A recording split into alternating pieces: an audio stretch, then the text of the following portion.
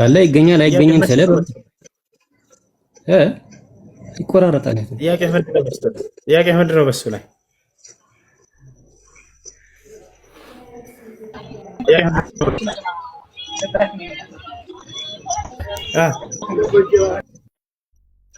ሄሎ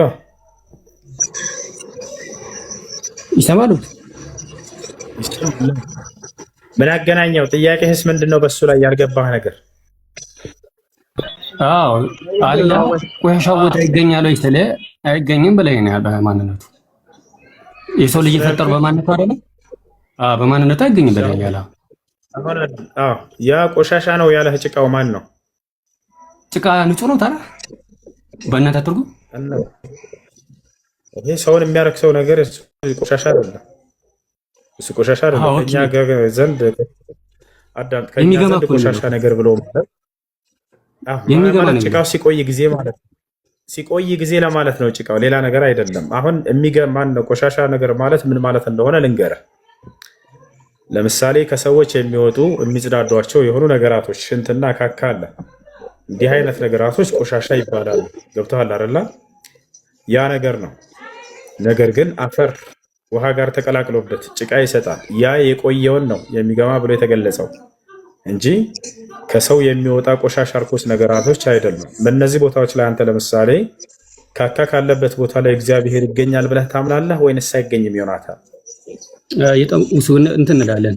አሁን እኮ ሌላ እንትን አደረገው። ሰውንም ከሚጨልጨል ጭቃ ከሚገማ ጥቁር ጭቃ በእርግጥ ፈጠር ነው ቃል በቃል ነው የሚለው። ፈጠር ነው የሚለው የሚገማ የሚለው እኛ ዘንድ እሱ ምንድነው ጭቃው ሲቆይ ጊዜ ያለውን ሁኔታ ገለጸው እንጂ እዛ ቦታ ላይ ምንም የሚያረክስ ቆሻሻ ነገር አይደለም። የሚያረክሱ ቆሻሻ ነገራቶች ኩል ማ የኽርጅ ምን ሰቢለይን ከሁለቱ መጸዳጃ ቦታዎች የሚወጡ ነገራቶች እነሱ ናቸው ከኛ ዘንድ ቆሻሻ ነገር የሚባሉት። ገብቶሃል አይደል? ቆሻሻ አይደለም ከሱ አይደለም። ነገር ግን እዚህ ቆሻሻ አይለም አላልኩም። እሱ ቆሻሻ ነው የሚል ቃል አለ እዚህ ላይ ወይስ አይለም? አዎ ካልከኝማ ያው ከሚገማ ጭቃ ፈጥሮታል አይደል? አላልኩ ያዳዳም ቆሻሻ ነው የሚለውን ቃል አንተ ነህ የጨመርከው። ቆሻሻ የሚል ቃል አለ እዚህ ላይ። የሚገማ ማለት ቆሻሻ አይደለም እንዴ? አይደለም። ቆሻሻ የሚል ቃል አለ ወይ ነው ጥያቄው። ኦኬ ቆሻሻ የሚለው የሚገማ አይደለም። ወደ እሱ ትመጣለህ ትጠይቀኛለህ። ቆሻሻ የሚል ቃል አለ ወይ እዛ ላይ? አንተ ቆሻሻ ነገር ይገኛል ወይ ብለህ አዳምጠህ ቆሻሻ ቦታ ላይ አላህ ይገኛል ወይ ብለህ አነሳህ።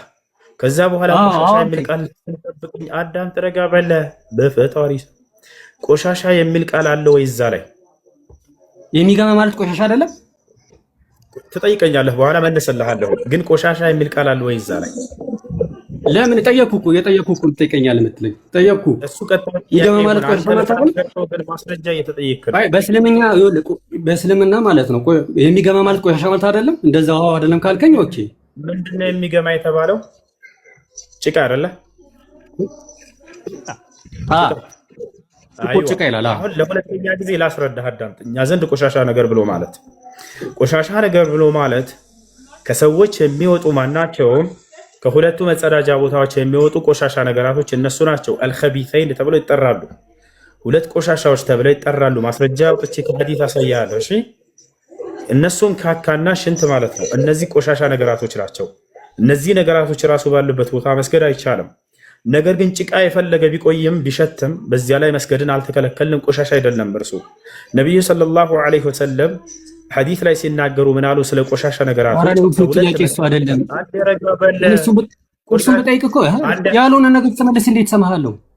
እሺ በቃ ቆሻሻ አይደለም እሱ። ጨረስኩኝ። ቆሻሻ ብሎ ማለት ካካ ነው። ካካ በሚገኝበት ስለ ፍጥረት እኮ ነው የሚያወራው።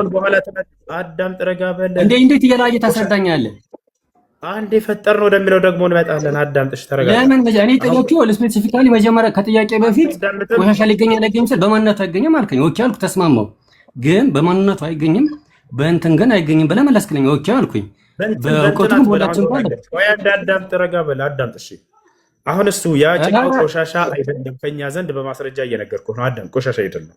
ቆሻሻ ብሎ ማለት ምንድን ነው ታዲያ? በእናንተ ከተባለ ከሁለቱ መጸዳጃ ቦታዎች የሚወጡ ናቸው። ማስረጃ ቃል ነቢይ ሰለላሁ ዐለይሂ ወሰለም ሲናገሩ ምን አሉ? ላ ሶላተ ቢሐድረት ጣዓም ወላ ወሁወ ዩዳፊዑሁ አልአኽበስ አሉ። ምግብ ቀርቦ ሶላት የለም ሁለት ቆሻሾች ደግሞ እያጣደፉትም አንድን ሰው ሶላት የለም አሉ። ያ ማለት ሁለት ቆሻሾች የተባሉት በሁለቱ መጸዳጃ ቦታዎች ከሰዎች የሚወጡ ነገራቶች ሽንትና ሰገራ ማለት ነው። እነዚህ ቆሻሻ ናቸው። ገብቶሃል አይደለ? በእነዚህ ቦታ ላይ ተሰግዳላችሁ ወይ ሁላ ብንባል አይቻልም፣ ቆሻሻ ናቸውና። ጭቃው ግን የፈለገ ቢቆይ በዚያ ቦታ ላይ መስገድን አልተከለከልም፣ ከቆሻሻ አይደለም እርሱ። አሁን እዚህ ቦታ ላይ ይህ ቆሻሻ የተባለው ሰገራ ነውና እግዚአብሔር ሰገራ ባለበት ቦታ ይገኛል አይገኝም? ቀጥላ ወጣ ወላሂ በራሱ ጊዜ ወርዳ። ምክንያቱም በዚያ በመጽሐፍ ቅዱስ ከዞረ እግዚአብሔር ካካ ባለበት ቦታ እንደማይገኝ ታውቃላችሁ አይደለም? በዚያ ቦታ ሊገኝ አይቀርብም። እዚያ ቦታ ላይ እግዚአብሔር መጽሐፍ ቅዱስ ላይ ምን ይላል መሰላችሁ? መጽሐፍ ቅዱስ ላይ ምን ይላል? እግዚአብሔር ሲናገር ክርስቲያኖችን ይህን ትእዛዝ አዳምጡ፣ እግዚአብሔር ነው የሰጣችሁ። ማንም ሰው ከእናንተ መካከል አለ እግዚአብሔር ካካ ለመካካት ቢወጣ ከአካባቢው መቆፈሪያ ይዞ ይውጣል። እግዚአብሔር መዶሻ ይዘህ ትወጣለህ። ከዚያም ከካካችሁ በኋላ ቆፍራችሁ ድፈኑት አለ እግዚአብሔር። ለምን? ምክንያቱም ምን እግዚአብሔር ሰፈር ለሰፈር ስለምዘዋወር አለ። የዛኔ ይሄን ካካ ካየሁ እመለሳለሁኝ አልባርክህም ሁላ አለ። አያቸው አይደለ? እመለሳለሁ። ለምን ትዋሻለህ? አውጣው አውጣው። አልዋሽም። አውጣው ሰፈር ለሰፈር እዞራለሁ የሚል አውጣው። ለምን ትዋሻለህ? አንዴ ላሳይ። አውጣ። አሁን ያልከን አውጣ፣ አትዋሽ። አውጣ። ያው ሚት ላድርግልህ በፈጣሪ ስም። እኔ ከራሴ አንዳች አልናገርም፣ እንዳነበብክ እናገራለሁ። ንግግሬም ቀን ነው፣ በማስረጃ እንጂ አለማስረጃ አልናገርም። ላውጣለሁ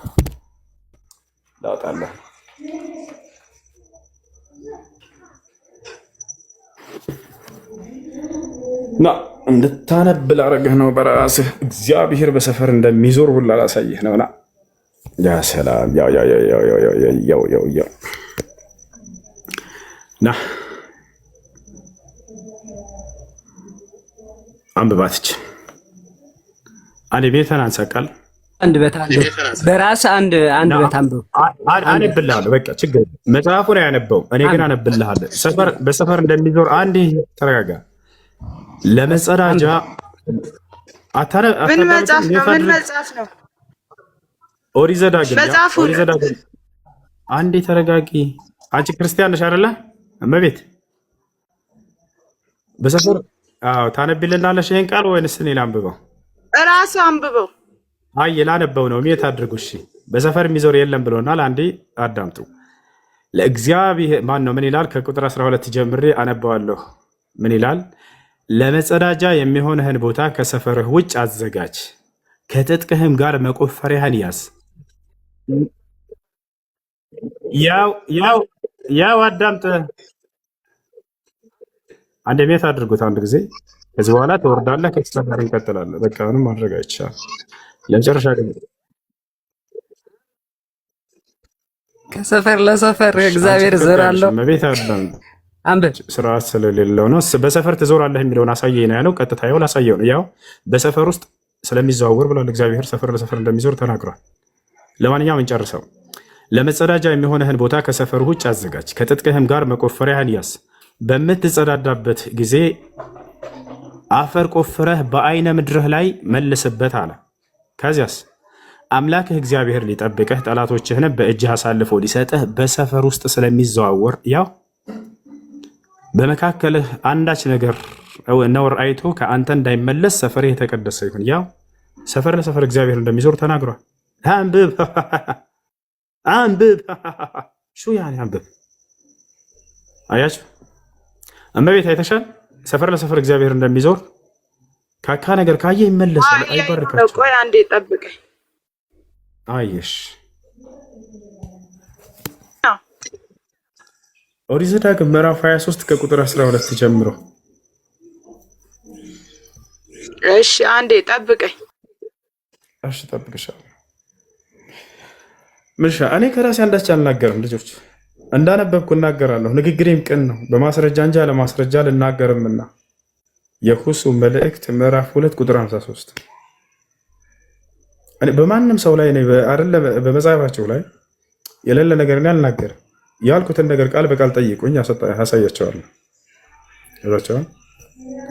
ይህን ይመስላል። አይ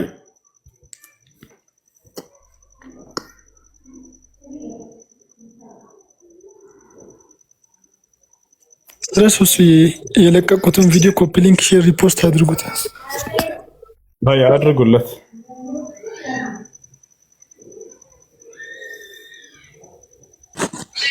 ሰላም አለይኩም ወአለይኩም ሰላም ወራህመቱላሂ ወበረካቱ። ሁሉ ጥያቄ ነበር።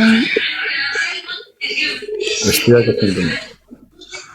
እስከ 16 ዓመት ድረስ እናትና አባቴን አላውቃቸውም ነበር። ከ16 ዓመት በኋላ እናትና አባቴ ስጠይቅ ወላጅ አባቴ ክርስቲያን ነው፣ ወላጅ እናቴ ደግሞ ሙስሊም ናት እና ያለ ኒካህ ነው የተወለድኩት። አሁን ላይ ወላጅ አባት ኒካህ ማሰር ይችላል እና በሱ ላይ ደግሞ እኔ ግዴታ የሚሆንብኝ ነገር አለ፣ የሚወጅብኝ ነገር ይኖራል። እሺ ያለ ወላጅ ያለ ኒካህ የተወለደ ልጅን አስመልክቶ ነብዩ ሰለላሁ ዐለይሂ ወሰለም ምን ታደርጉልሽ? ካንቺ ጋር ነው እት ምን ታደርጉ? እሺ ምን ታደርጉ? ታችነሽ አዳምጥ። እሺ ያለ ኒካህ የተወለደ ልጅን አስመልክቶ በመጀመሪያ አንድ ልጅ የአባቱ ልጅ ነው ሊባል የሚችለው ወይንም በዚያ በሰውዬ በአንድ ሰው ሊጠራ የሚችለው ሸሪዓዊ የሆነ ኒካህ አድርጎ ሲወልድ ጊዜ ነው። በዝሙት የወለደ ሰው የአባትነት መጠሪያ አይኖረውም። ይህ አንደኛው የዑለሞች አቋም ነው። ነቢዩ ሰለላሁ ዐለይሂ ወሰለም አልወለዱ ሊልፍራሽ ወሊልዓሂር አልሐጀር ብለዋል። ልጁ ለፍራሹ ነው፣ ያ ማለት በኒካህ አድርጎ ለወለደ ሰው ነው። ያለ ኒካህ የወለደ ሰው ግን ፍርድ ነው የሚገባው። الحجر يعني يرجم حتى الموت إذا كان متزوجا وزنا، وأما إذا كان غير متزوج فإنه يجلد 800 جلدة لقوله سبحانه وتعالى الزانية والزاني فاجلدوا كل واحد منهما 100 جلدة كما في سورة النور። ነገር ግን ሁለተኛው ምንድነው? በዝሙት ስለተወለደ ልጅ አስመልክቶ በዑለሞች መካከል ለሁለት ተከፍሏል። ግማሽ ዑለሞች ምን አሉ? ወደ አባቱ ይጠቃል አሉ። ሌሎች ደግሞ ምን አሉ? አይ ወደ አባቱ አይጠቃም። ጅምሁር ዑለማ አብዛኞቹ ዑለሞች ያሉበት መንገድ ምንድነው? ወደ አባቱ ያ ሰውዬ አባትነት መጠሪያ የለውም፣ ሸሪዓዊ የሆነ ኒካህ አድርጎ ስላልሆነ የወለደ የሚል ነው።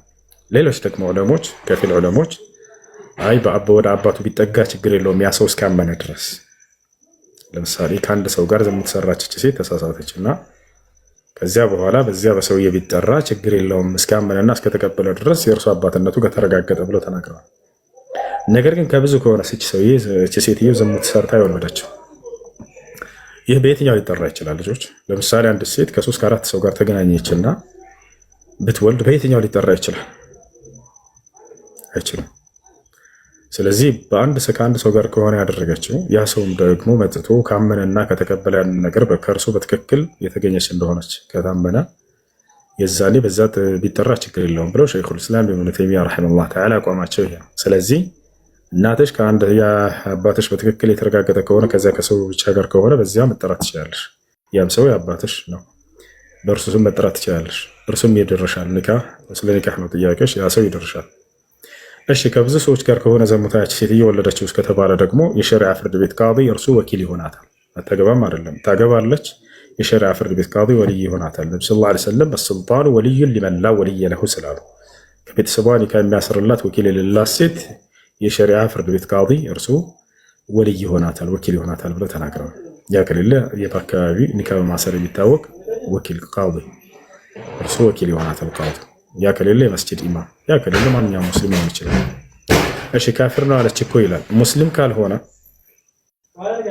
ላ ይሁሉ እርሱን አይመለከትም፣ ይሁሉ እርሱን አይመለከትም ሙስሊም ካልሆነ። እሺ ከዚህ አይዲያ ውጭ ጥያቄ አለኝ፣ ይቻላል መጠየቅ ትችላላችሁ። ከዚህ አይዲያ ውጭ ጥያቄ ያላችሁ መጠየቅ ትችላላችሁ። ባጭሩ እንደዛ ከሆነ ክርስቲያን ከሆነ ሸሪዓ ፍርድ ቤት ነው ሄደሽ ኒካህ የምታስረው። እሺ ከላይ ያለሽው ሰላም ብያለሁ። ሰላም አለይኩም፣ እንዴት ናችሁ? ሰላም ናችሁ? ኡስታዝ ሱሲ አልሐምዱሊላህ። ሰዓዳ ገይታውን አሰፋ ነው። ድምፅ አይሰማም? መርሐባ። እሺ ሰዓዳ ጌታውን አሰፋ እባላለሁ። ድምጽ አይሰማ? ይሰማል። እሺ ትንሽ ጉር ስለሚያመኝ ነው እና እኔ አንድ ጥያቄ ከዚህ ውጭ በጣም ሁሌም ውስጥ የሚነካው ነገር አለ። እሺ አንድ ይቅርታና ማለት በተለየ በአሁን በምንሰማው ጉዳይ ሙስሊሞች ሆነው ማለት ነው ሙስሊም ብሔረሰብ ሙስሊም ማህበረሰብ ውስጥ ተወልደው አድገው ከጊዜ በኋላ ይቅርታ አድርጉልኝና ግልጽ መናገር ይችላል አይደል?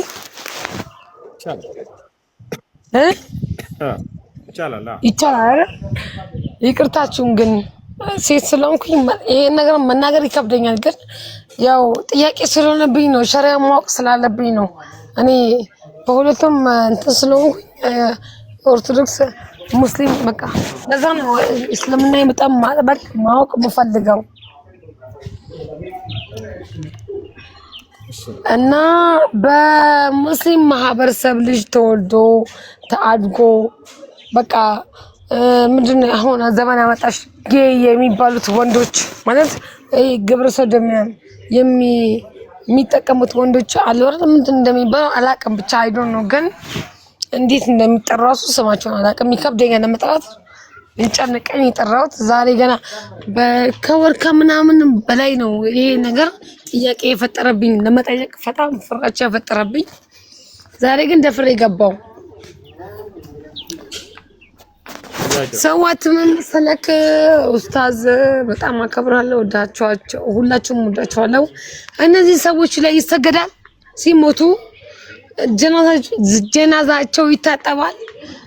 ማወቅ ያለብኝ ነገር ግን ወንጀለኞች በምድር ላይ ሆነው ማለት ነው ማለት እነዚህ ግብረ ሰዶሚያ የሚሰሩ ወንዶች ወንድ ለወንድ ምናምን የሚሰሩ ወንዶች ማለት ነው ለጠያቂው አላህ ነው። ሁሉ ነገር ጌታ መሐሪም አላህ ነው።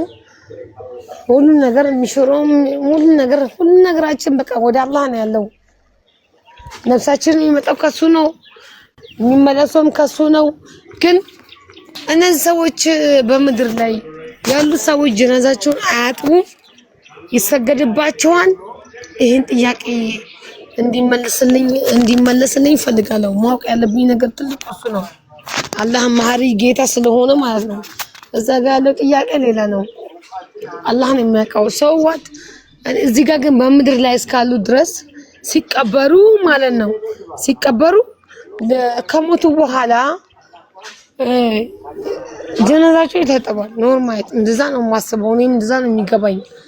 ግን ይሰገድባቸዋል፣ ሰላትም አይሰግዱም። ግን ሙስሊም ተብሎ የእስላም ቀብር ነው የሚቀበሩት እና እነዚህ ሰዎች ይሰገድባቸዋል። ጥያቄ ነው ሁሌ ነው የሚሆንብኝ፣ እንቅልፍ ያሰጣኝ ነገር እና በጣም አመሰግናለሁ። በጣም እና ደግሞ ሁለተኛው ጥያቄ ደግሞ ኡስታዝ እሱ ማለት ነው እኔ አሁን አባቴ ኦርቶዶክስ ነው በሐቅ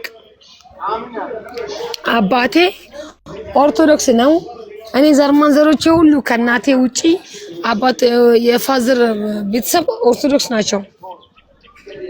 ናቸው። እናቴ ደግሞ በእናቴ በኩል ደግሞ ሙስሊም ናቸው፣ እስላም ናቸው። እኔ ደግሞ ተወልጄ ያደኩት በእስላም ማህበረሰብ ውስጥ ነው እና ሰዓዳ ጌታውን አሰፋ ነው የሚባለው። በአባቴ ዘር ማንዘር ነው የምጠራው። ግን ኦኬ እሺ፣ ግን ከአባቴ የሆነ ቢሞትም ባይሞትም ቢኖርም ባይኖርም ማለት ነው እኔ የምጠይቀው ሀቅ ከአባትነት እሱ የሚያደርግልኝ የሆነ ድጎማም ብርም ይሁን ምንም ይሁን ውርስም ይሁን ምንም ይሁን እሱ አሁን ሆቴል አለው፣ ቢራ ሻጭ ይሸጣል። ብቻ እሱ በራሱ ሚዲያ በጣም ባለፎቅ ነው፣ ባለ ንብረት ነው። ግን እኔ ግን እዚህ ጋር ደግሞ በጣም ከሱ ቤተሰብ ማልጠበቅ ንጹህ ሙስሊም ድሃ ነኝ። ግን የሱ ብር ግን ለኔ ሀቅ ይሆናል። እኔ አካውንት ላይ ቢገባ በበላ ማለት ነው ሀቅ ነው ማለት አላህ በሌላ ወንጀል አያይብኝም። ከተለያየ ቢራ ምናምን ሐረቄም ስለሚገባብኝ ማለት ነው ብበላ ግን አላህ በወንጀል ግን ያስብብኛል? ይሄን መልሱልኝ። ይቅርታ፣ አመሰግናለሁ። እሺ እሺ ልጆች ሰላምቴ ስለሆነች ያልገባትን ትጠይቃለች፣ ችግር የለውም። እኛ ታግሰን መስማትና ያንን መመለስ ነው። ያላወቀችውን ማሳወቅ፣ ያላወቀችውን ጠይቃ ማወቅ ነው ያለባት በእርሷ ላይ። ስለዚህ ተረጋጉ። የመጀመሪያው ጥያቄ ምንድን ነው? ግብረ ሰዶም ሲሰራ የነበረ ሰው ቢሞት በእርሱ ላይ ሶላተል ጀናዛ ይሰገድበታል ወይ ነው ጥያቄው። በመጀመሪያ ሙስሊም ከእንዲህ አይነት አጸያፊ ነገር በጣም የራቀ ነው። አላህ በቁርአን ላይ በጣም አስጠንቅቀዋል፣ ነቢያቶች አስጠንቅቀዋል። ግብረ ሰዶም ለመጀመሪያ ጊዜ የተሰራው በሉጥ ዓለይሂ ሰላም ዘመን ነበር፣ በነ ኢብራሂም ዓለይሂ ሰላም ዘመን። ኢብራሂምን አላህ ስብሐነሁ ወተዓላ በአንድ ቦታ ላይ ነቢይ አድርጎ አስነስቶ ልኮት፣ በሌላ ቦታ ላይ ደግሞ ሰዎች ግብረ ሰዶምን ይፈጽሙ ነበር በአላህ ላይ ከማጋራታቸው ባሻገር። ለዚህ አጸያፊ ተግባር የመጀመሪያዎቹ እነዚያ ነበሩ። ከአደም ጀምሮ እስከዚያ ዘመን ድረስ ግብረ ሰዶም የሚባል ምድር ላይ አይታወቅም ነበር። የመጀመሪያ ሰዎች እነርሱ ናቸው። አላህ ሲናገር ማ ሰበቀኩም ቢሃ ሚን አሐድ ሚን አልዓለሚን ይላል። በዚህ በአጸያፊ ተግባር ከዓለማት ህዝብ አንድ እንኳን የቀደማቸውም የለም እያለ ይነግረናል። የሉጥን ታሪክ ሉጥ ለህዝቦቹ ያስተማረው ማለት ነው። ከዚህ ከግብረ ሰዶም አጸያፊ ተግባር አስጠንቅቋቸዋል። የተላከላቸው ነቢይ ሉጥ ይባላል። የኢብራሂም ዓለይሂ ሰላም የወንድሙ ልጅ ነው። በአንድ ጊዜ ነበር የተላኩት ሉጥና ኢብራሂም። ከዛቻ ቀድሞ ግን ኢብራሂም ላይ የተላከው፣ ከዚያ በኋላ ሉጥ ተላከ። ሉጥ የተላከው ለሁለት ዓላማ ነበር ወደ እነዚህ ህዝቦች። አንደኛ ከአላህ ውጭ ሌላን አካል ያመልኩ ነበር። ሁለተኛ በዚህ በሽርክና በክህደታቸው በተጨማሪ ባሻገር ምን ይሰራሉ? ግብረ ሰዶምን ይሰራሉ። ግብረ ሰዶም ማለት የተመሳሳይ ጾታ ግንኙነት ነው። ወንድ ለወንድ ያደርጉ ነበረ።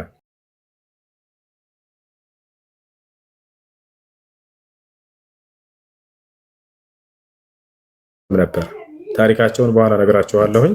አሁን የልጅቱን መልስ እንመልስላት እና ይሄን ነገር አላህ ስብሐነሁ ወተዓላ በዚያን ዘመን እንዳስጠነቀቀ በዚያ በሉጥ ዓለይሂ ሰላም በኩል አሁንም በነቢ ሰለላሁ ዓለይሂ ወሰለም በኩል ልክ እንዲሁ በርካታ ቦታ ላይ አስጠንቅቋል። ነቢያችን ሰለላሁ ዓለይሂ ወሰለም አንድ የሚወት አድርግ ይሄት ልጨርስ። እሺ ይቅርታ።